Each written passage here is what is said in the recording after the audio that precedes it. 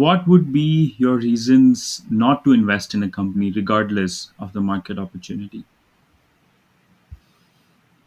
So I think, regardless of the market opportunity, I think it again comes back to founders, right? We invest, a lot of it has to do with founders, and we don't invest, also a lot of it has to do with founders. So if we just feel like, sometimes the founders are not as passionate or deeply committed to a particular problem, if we don't think they're in it for the right reasons, or if their vision isn't just aligned with the way we're thinking about the market, or if we feel like they don't have a distinctive edge or an insight that is earned. So these are some of the reasons why we don't invest in a particular founder. But you know this is no secret, but when you invest in at an early stage, the the everything changes, right? So you invest in a particular idea, but 6 months later, the entire product looks very different, right? But what stays the same really is the founders. So we spend a lot of time trying to identify if this founder or this team of founders is the right team to keep iterating, being so obsessed with the customer and trying to solve that problem.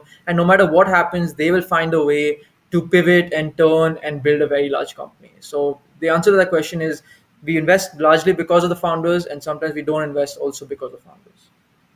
Right. Yeah. So team, of course, is a huge aspect of what Yeah, drives organizations and ideas forward. Do you absolutely. ever run into a situation where you find a very promising group of individuals as a team, but they don't have any demonstrated sort of financial performance for whatever reason, being an early player or the industry not ready yet? Do you run into Yeah. situations like that? And if you do, then how do you evaluate, like, how do you trade off between those things? Yeah, I mean, a lot. So we'll been actually, meet a lot of founders who are extremely strong, right? Who are repeat founders in some cases, and a lot of times, they are figuring out what exactly the product will look like, right? They don't have traction. There's no revenues, but we still make those investments in some cases because we just think that these people understand this space so deeply, right? They've spent so much time analyzing this particular customer segment. Their past gives us comfort that they will not give up, right? Because of, they've done things in the past, which gives us that kind of confidence.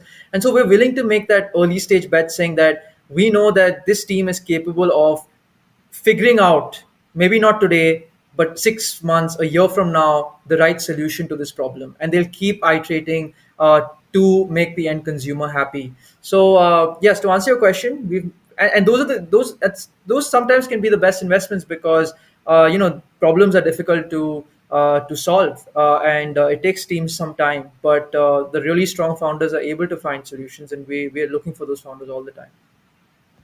Yeah, yeah, yeah. I think my family business, or like my dad in a Yeah, particular capacity, yeah, he at one point was trying to be a VC, like in a very non-traditional sense, like not to set sure, up a VC firm and then invest in right, businesses, but right, as like he has saved some of his money, he felt that okay, a better yeah, use of that would be to invest in yeah, promising companies. And yeah, he kind of juggles more with this thing where okay, you know you hmm, have a strong talented team of people who have been in this space and they yeah, know the ins and outs very well, but they don't yeah, have any sort of financial performance to back it. And so yeah, essentially then it becomes a case by case basis thing.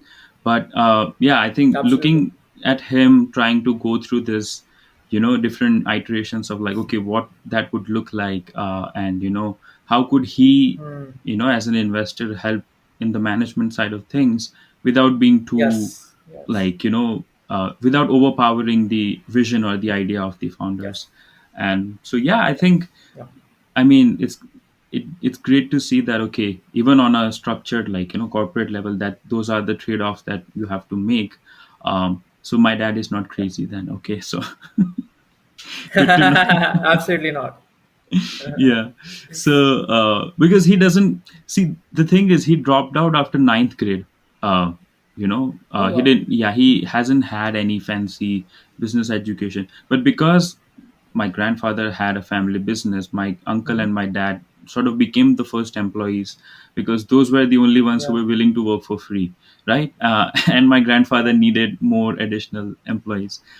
So they've been in Yeah. this space for so long that they understand what are the risk factors intuitively, uh, Absolutely. on a sense that, okay, you know, this could play out into different scenarios. They do rely on data time Mm-hmm. to time, Mm-hmm. but not to the level where, Yep. like, a lot of younger entrepreneurs do, because their instinct Do. have been sharpened by this different scenarios. So Absolutely. it's that. But Absolutely. yeah, I think, sometimes, those investments where it could be hit or miss kind of thing, because I mean, like, well, every investment is a Yeah. hit or miss kind of thing because we don't know what's going to happen in future. But I mean, yeah, those ones Absolutely. could turn out to be, they could be just missing one thing, in the sense that, okay, it's only a matter of couple of years that the industry grows, and then, things could Yep. turn. So yeah, I think it requires, It requires proper vision. It consideration. requires that belief in vision. Yeah, Absolutely. yeah, yeah, Yeah. yeah. So that's great.